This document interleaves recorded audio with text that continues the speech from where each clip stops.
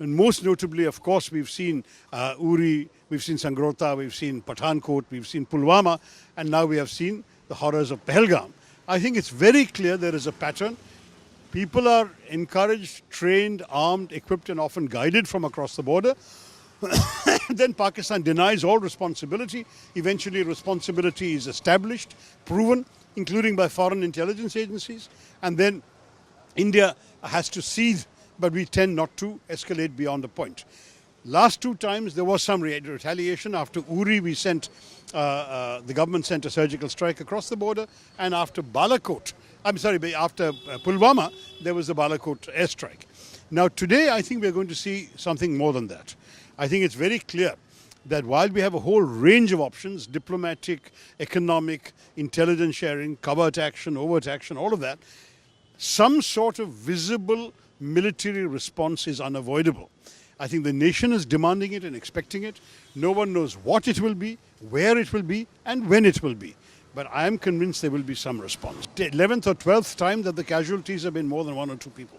There have been dozens of attacks with one or two victims, but if you look at the number of attacks which has taken at least double-figure tolls, this must be at least the 10th or 12th. I will have no interest personally in Pakistan's participation in any investigation. You do not ask a murderer to investigate his own murders. In Kerala alone, I believe 59 Pakistani citizens are medical patients here, and they will have to go in the middle of their treatment. There are husbands and wives across the border in both countries who will be affected.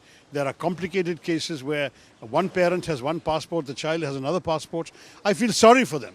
But I think when the government wants to send a very strong signal that normal relations are no longer possible. Look, as far as intelligence failure is concerned, it's obvious that there was not foolproof intelligence. Obviously, there was some failure. But the question is whether the inevitable investigation that is required should be the priority now, or whether a credible response should be the priority now. तो मैं उनसे एक सवाल पूछता हूँ, वो Congress party में है कि भारतीय जनता पार्टी में? यही मोदी जी थे, जब वो प्राइम मिनिस्टर नहीं थे तो कहते थे कि समस्या सीमा पर नहीं है, केंद्र पर है। और दूसरी बात है कि यही मोदी जी प्रचार कर रहे थे कुछ दिन पहले, अब आतंकवादी ये नहीं है कि मार करके वापस चले जाएंगे। फिर यही मोदी जी अमित शाह कहते हैं कि अब तो आतंकवादियों की कमर टूट गई है। तो भैया, फुल प्रूफ सिक्योरिटी की बात तो मोदी जी, अमित शाह, ये सरकार कर रही है।